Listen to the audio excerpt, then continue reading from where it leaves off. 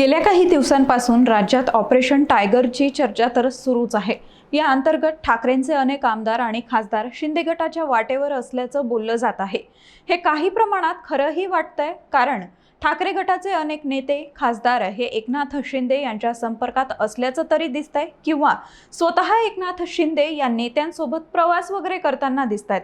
आधीच ऑपरेशन टायगरमुळे ठाकरे गटानं धास्ती घेतली अशी चर्चा आहे, कारण या बातम्या येत असताना मध्यंतरी शिवसेना उबाटा गटाचे पक्षप्रमुख उद्धव ठाकरेंनी सर्व खासदारांची मुंबईत बैठक घेतली होती। याशिवाय शिंदे गटाचे मंत्री संजय शिरसाट यांनी ऑपरेशन टायगर शिंदेंची कल्पना असून ते योग्य वेळी याबाबत निर्णय घेतील असं म्हटलं होतं। त्यामुळे एकूणच ठाकरे गटाचे उरले सुरले शिलेदारही आता गळाला लागणार का, हा प्रश्न कायम आहे। ऑपरेशन टायगरची ही चर्चा शांत होते ना होते तोवर आता उपमुख्यमंत्री एकनाथ शिंदे यांनी ठाकरेंना शह देण्यासाठी मोठा मास्टर प्लॅन आखला आहे। विशेष म्हणजे यासाठी त्यांनी थेट चिरंजीव खासदार डॉक्टर श्रीकांत शिंदे यांच्यावर एक मोठी जबाबदारी दिली आहे। त्यामुळे ठाकरे गटाला आणखीनच घाम फुटणार आहे। शिंदेंचा हा प्लॅन नेमका काय आहे, श्रीकांत शिंदेंवर कोणती जबाबदारी देण्यात आली आहे, आणि सर्वात महत्त्वाचं म्हणजे ठाकरे गटाला धोका का आहे ते आपण जाणून घेणार आहोत। त्यापूर्वी महत्त्वाची आठवण, तुम्ही अजूनही आमचं चॅनल सबस्क्राईब केलं नसेल तर आजच आमच्या चॅनलला सबस्क्राईब करायला विसरू नका। नमस्कार, मी समीक्षा, आपण पाहत आहात बखर लाईव्ह।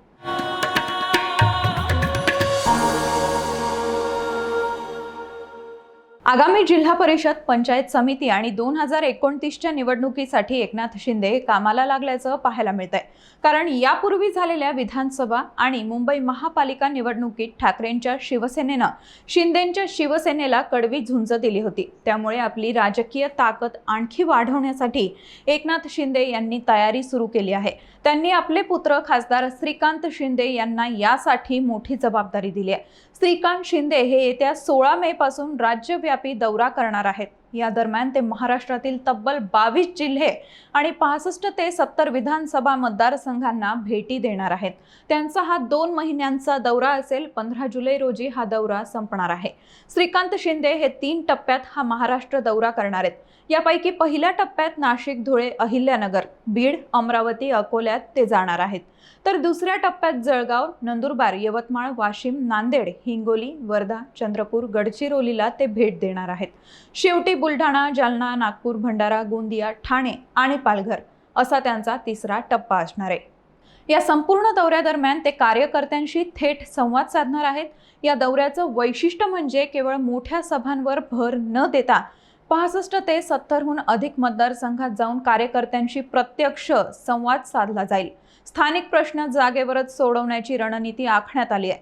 विशेषतः दिग्गज नेत्यांच्या बालेकिल्ल्यात संघटना तळागाळापर्यंत पोहोचवणं आणि ग्रामीण मतदारांवर पकड घट्ट करणं हे या दौऱ्याचं प्रमुख उद्दिष्ट असणार आहे। शिवाय काही दिवसांपासून दिवाळीनंतर शिंदे भाकरी फिरवणार अशीही चर्चा राजकारणात सुरू आहे। राज्य मंत्रिमंडळात मोठे फेरबदल करण्यात येणार असून यामुळे गेल्या 2.5 वर्षात कोणतीही कामगिरी न केलेल्या मंत्र्यांचं पद धोक्यात येईल अशी चर्चा आहे। त्यातच अलीकडच्या काळात काही जिल्ह्यांमध्ये, विशेषतः सोलापूर, संभाजीनगर, नांदेडमधील मंत्र्यांच्या कामाबाबत आणि निधी वाटपाबाबत कार्यकर्त्यांमध्ये नाराजी दिसून आली आहे। अशा वेळी निष्क्रिय मंत्र्यांबाबत निर्णय घेण्यासाठीही श्रीकांत शिंदे यांचा हा दौरा महत्त्वाचा ठरेल। कारण या दौऱ्यावेळी ज्या लोकांना पदं दिली आहेत त्यांच्या कामाचंही मूल्यमापन केलं जाईल। तसंच निवडणूक आली की महायुतीत जागा वाटपावरून मतभेद तर सुरूच होतात। यंदा ते टाळण्यासाठी शिंदेंनी आधीच प्रयत्न सुरू केलेत। 22 जिल्ह्यात फिरून श्रीकांत शिंदे हे पक्ष किती जागांवर प्रबळ आहे याचा अंदाज घेतील। यामुळे महायुतीत जागा वाटपाची चर्चा करताना शिंदे हे काही जागांसाठी आग्रही आणि ठामही राहू शकतात।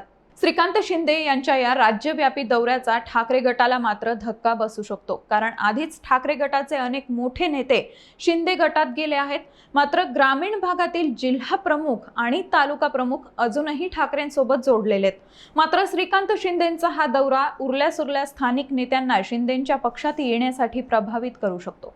कोकण आणि ठाण्यानंतर ठाकरे गटाचे पारंपरिक बालेकिल्ले असलेले उत्तर महाराष्ट्र, विदर्भ आणि मराठवाड्यात पाऊल ठेवून आपली पकड मजबूत करण्याचं काम शिंदेंकडून केलं जाईल।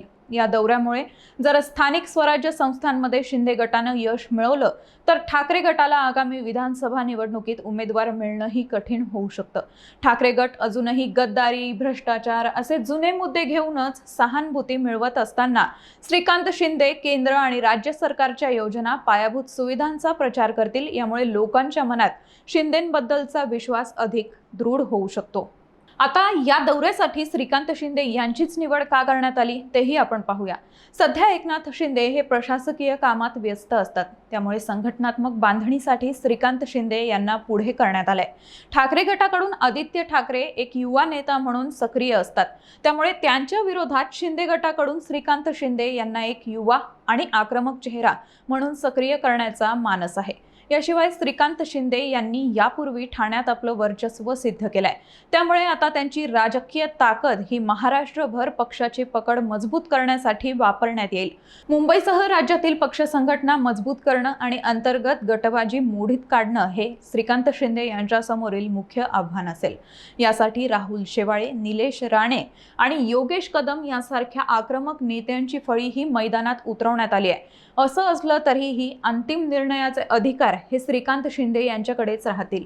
एकूणच केवळ मुंबईतच नव्हे तर राज्यभर आपली पक्ष संघटना सक्रिय आणि मजबूत करण्यासाठी एकनाथ शिंदे यांनी मोठी रणनीती आखली असून आता ठाकरेंकडूनही अशाच पद्धतीची काही योजना आखली जाते का ते पाहणं महत्त्वाचं असणार आहे. याबाबत तुम्हाला काय वाटतं आम्हाला कमेंट करून नक्की सांगा.